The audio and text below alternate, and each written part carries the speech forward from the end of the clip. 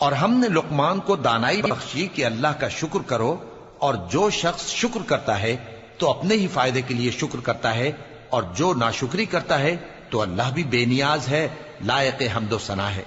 اور اس وقت کو یاد کرو جب لقمان نے اپنے بیٹے کو نصیحت کرتے ہوئے کہا کہ بیٹا، اللہ کے ساتھ شرک نہ کرنا، شرک تو بڑا بھاری ظلم ہے۔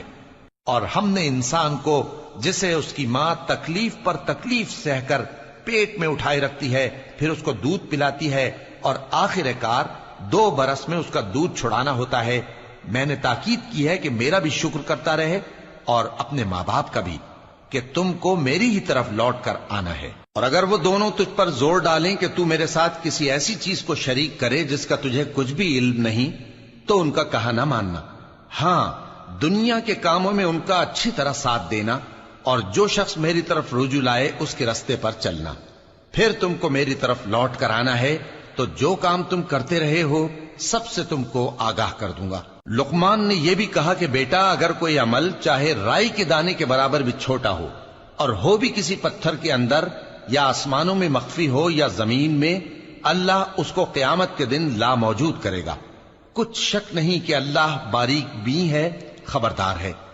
بیٹا، نماز کی پابندی رکھنا اور لوگوں کو اچھے کاموں کے کرنے کا مشورہ دیتے رہنا، بری باتوں سے منع کرتے رہنا، اور جو مصیبت تجھ پر واقع ہو اس پر صبر کرنا، بے شک یہ بڑی ہمت کے کام ہیں۔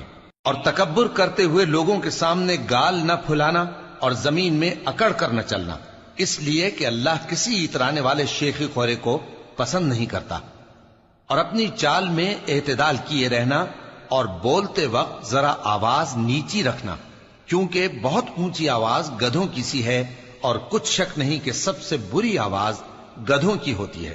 کیا تم نے نہیں دیکھا کہ جو کچھ آسمانوں میں اور جو کچھ زمین میں ہے سب کو اللہ نے تمہارے قابو میں کر دیا ہے، اور تم پر اپنی ظاہری اور باطنی نعمتیں پوری کر دی ہیں۔ اور بعض لوگ ایسے ہیں کہ اللہ کے بارے میں جھگڑتے ہیں، نہ علم رکھتے ہیں اور نہ ہدایت اور نہ کتاب روشن۔ اور جب ان سے کہا جاتا ہے کہ جو کتاب اللہ نے نازل فرمائی ہے اس کی پیروی کرو، تو کہتے ہیں کہ ہم تو اسی کی پیروی کریں گے جس پر ہم نے اپنے باپ دادوں کو پایا۔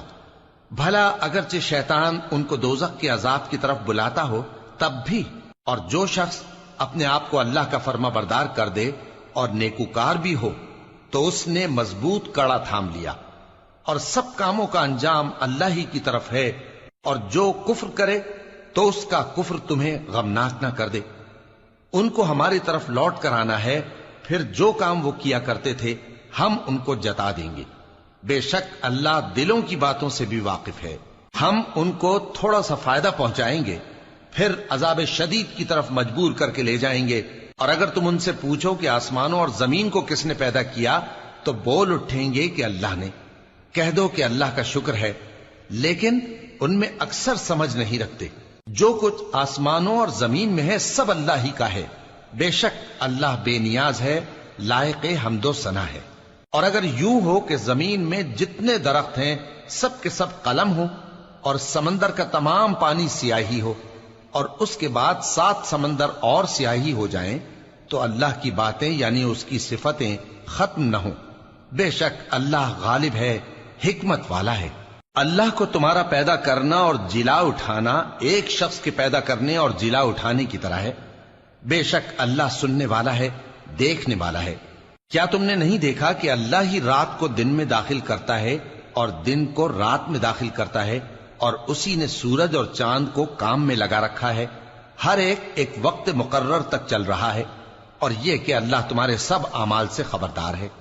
یہ اس لیے کہ اللہ کی ذات ہی برحق ہے، اور جس کو یہ لوگ اللہ کے سوا پکارتے ہیں وہ سب باطل ہے۔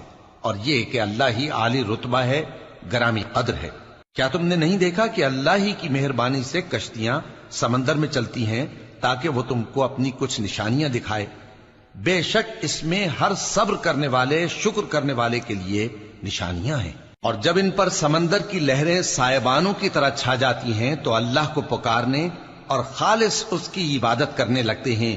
پھر جب وہ ان کو نجات دے کر خشکی پر پہنچا دیتا ہے تو چند ہی لوگ انصاف پر قائم رہتے ہیں، اور ہماری نشانیوں سے وہی انکار کرتے ہیں جو عہد شکن ہیں، ناشکرے ہیں۔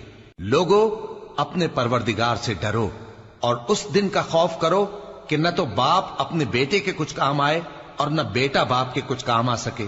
بے شک اللہ کا وعدہ سچا ہے. پس دنیا کی زندگی تم کو دھوکے میں نہ ڈال دے اور نہ وہ بڑا فریب دینے والا شیطان تمہیں اللہ کے بارے میں کسی طرح کا فریب دے. اللہ ہی کو قیامت کا علم ہے اور وہی میں برساتا ہے اور وہی حاملہ کے پیٹ کی چیزوں کو جانتا ہے. اور کوئی شخص نہیں جانتا کہ وہ کل کیا کام کرے گا اور کوئی شخص نہیں جانتا کہ کس سرزمین میں اسے موت آئے گی. بے شک اللہ ہی جاننے والا ہے اور خبردار ہے.